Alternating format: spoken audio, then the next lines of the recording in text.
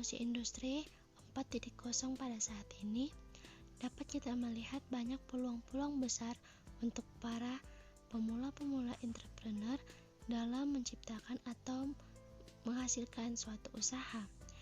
Di video kali ini, dalam berita Kompas, kita bisa melihat bahwa pameran produk kewirausahaan yang diciptakan atau yang dilaksanakan oleh para mahasiswa se-Indonesia untuk dapat mengenalkan produk-produk yang mereka buat sehingga para semua orang dapat mengetahui apa yang menjadi produk buatan anak Indonesia. Di video ini kita akan mengusut tuntas apa sih pengertian dari kewirausahaan itu sendiri dan apa sih bentuk-bentuk kepemilikan bisnis. Salam sejahtera untuk kita semua. Assalamualaikum warahmatullahi wabarakatuh. Perkenalkan, nama saya Duyanti Ananda Irawan dengan NIM 220811020133. Saya adalah selaku mahasiswi dari Universitas Samratulangi, Fakultas Ilmu Sosial dan Politik, jurusan Ilmu Administrasi, Program Studi Ilmu Administrasi Bisnis. Di saat ini, saya akan memaparkan materi mengenai ruang lingkup kewirausahaan, bentuk-bentuk kepemilikan bisnis, teori kepastian hukum, dan teori sosiologi hukum. Dan kita akan masuk pada materinya. Check it out.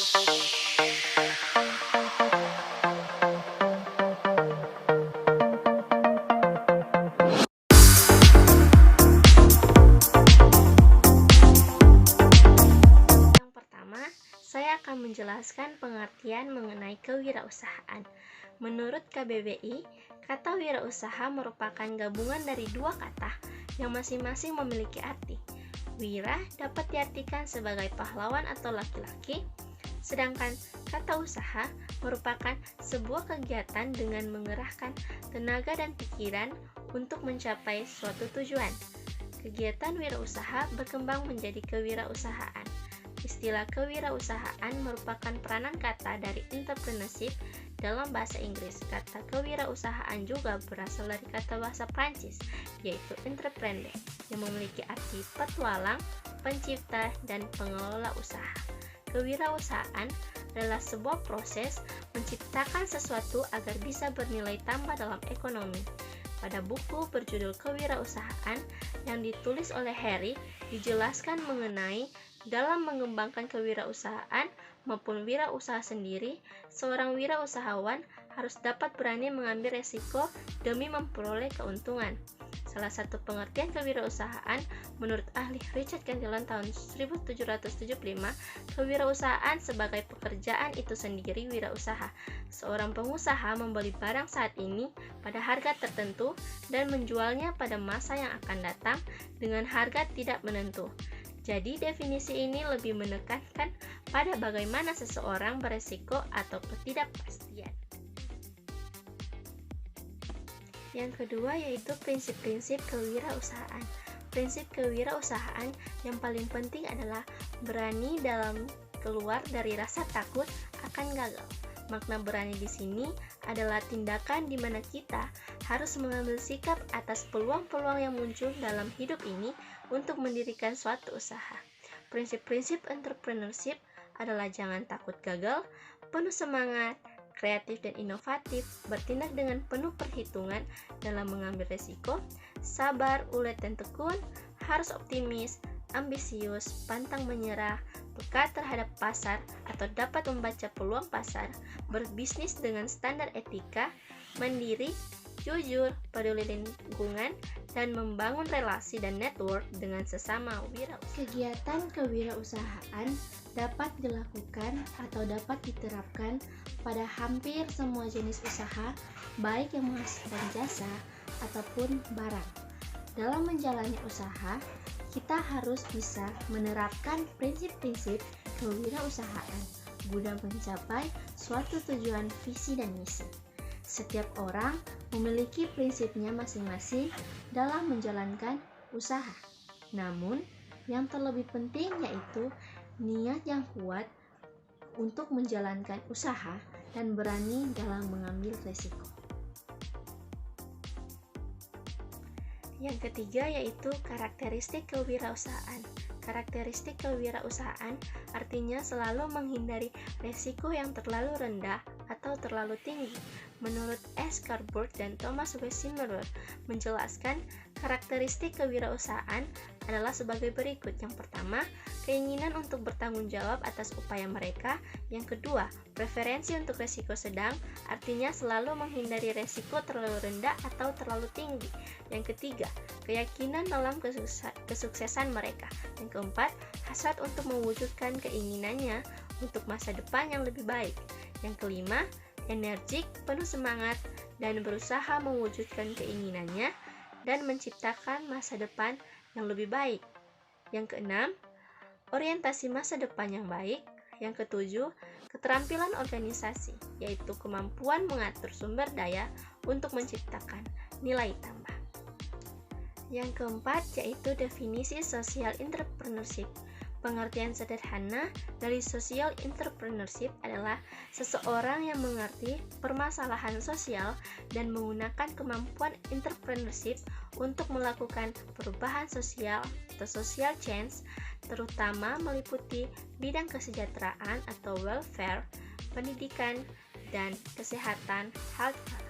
Social entrepreneurship atau biasa disebut juga dengan social innovation merupakan seorang atau sekelompok entrepreneur yang menjalankan usaha atau bisnisnya demi kepentingan sosial atau masyarakat. Social entrepreneur memiliki definisi yaitu seseorang yang dapat memanfaatkan ide, inovasi serta berbagai macam permasalahan yang dihadapi di dalam bisnis sebagai peluang untuk menciptakan usaha baru yang bermanfaat dalam rangka pemberdayaan masyarakat. Tujuan utama social entrepreneur bukan untuk mendapatkan keuntungan ataupun kepuasan pelanggan, namun lebih mengarah pada hasil yang dapat memberikan dampak positif bagi masyarakat. Seperti yang diungkapkan oleh Ashoka Foundation, yaitu tidak seperti para entrepreneur bisnis tradisional, para social entrepreneur terutama berusaha menghasilkan nilai sosial daripada keuntungan. Menjadi seorang social entrepreneur memang dibutuhkan niat yang khusus, tidak seperti menjalani bisnis konvensional pada umumnya. Jiwa sosial yang tinggi merupakan salah satu karakter utama dalam yang harus ada pada diri seorang social entrepreneur, juga amatlah berbeda dengan seorang entrepreneur biasa.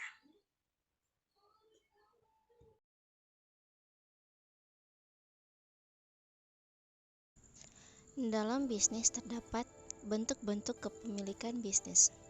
Namun sebelum itu, saya akan memberikan sedikit definisi mengenai bisnis.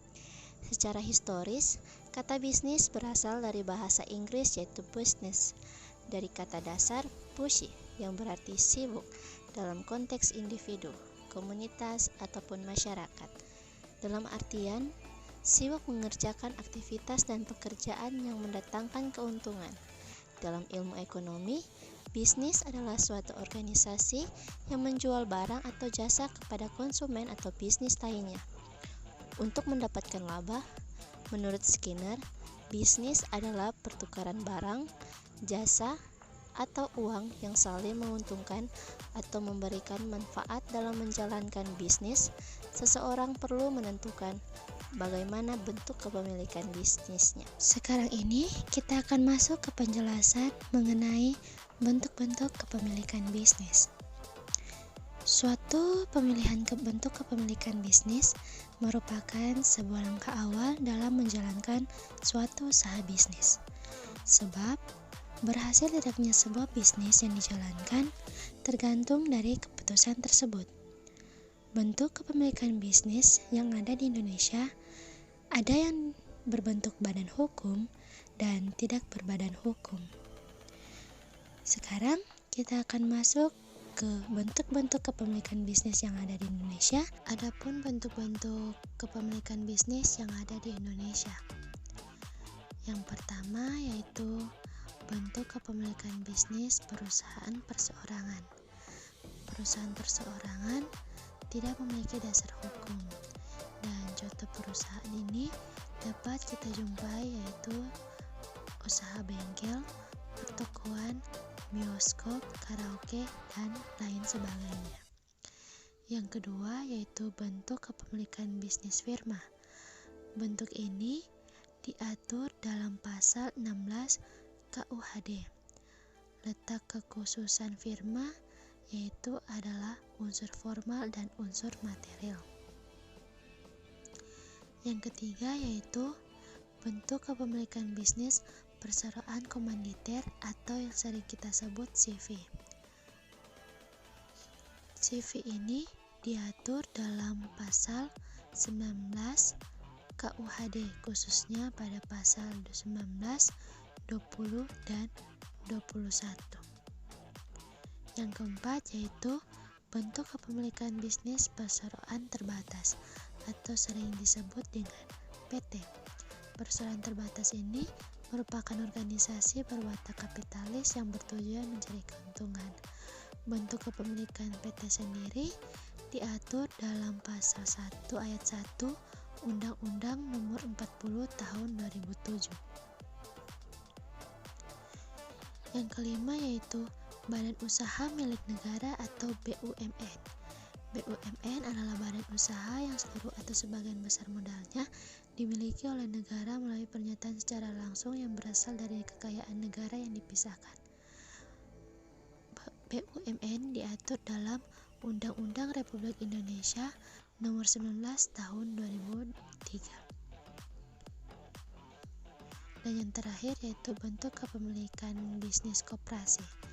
Bentuk usaha koperasi diatur dalam Undang-Undang Nomor 25 Tahun 1992 yang sebelum diganti yaitu Undang-Undang Nomor 12 Tahun 1967.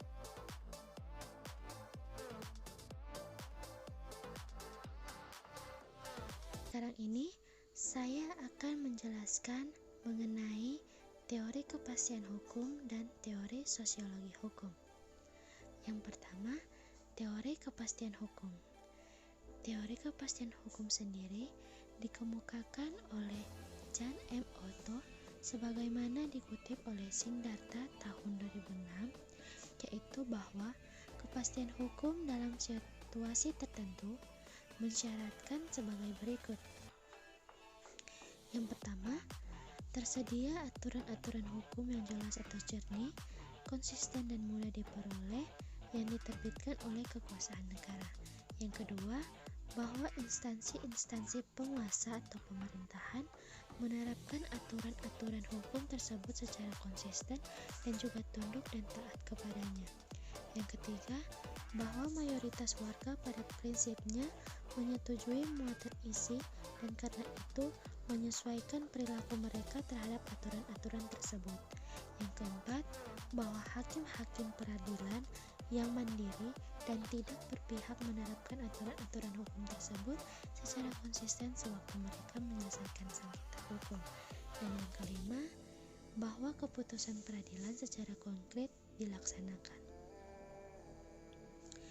Sekarang kita akan masuk ke teori sosiologi hukum. Teori sosiologi hukum yaitu sebagai berikut. Hukum secara sosiologi adalah penting dan merupakan suatu lembaga kemasyarakatan yang merupakan himpunan nilai-nilai, kaidah-kaidah, dan pola-pola perilakuan yang berkisar pada kebutuhan-kebutuhan pokok manusia. Sosiologi hukum berkembang dengan anggapan bahwa proses hukum berlangsung dalam suatu jaringan atau sistem sosial yang dinamakan masyarakat. Artinya, hukum hanya dapat dimengerti dengan jalan memahami sistem sosial terlebih dahulu dan bahwa hukum merupakan suatu proses. Adapun teori-teori sosiologi hukum menurut para ahli. Yang pertama, teori fungsional struktural, yaitu menekankan kepada keteraturan dan mengabaikan konflik dan perubahan-perubahan dalam masyarakat. Yang kedua, teori konflik, yaitu digagas oleh Marx didasarkan pada kekecewaannya pada sistem ekonomi kapitalis yang dianggapnya mengeksploitasi buruh. Yang ketiga, teori interaksi simbolik, yaitu teori teraksionisme simbolik mewarisi tradisi dan posisi intelektual yang berkembang di Eropa pada abad 19, kemudian menyeberang ke Amerika, terutama Chicago. Yang keempat, yaitu teori pertukaran sosial. Teori pertukaran ini memusatkan perhatiannya pada tingkat analisa mikro, khususnya pada tingkat kenyataan sosial antar pribadi atau interpersonal.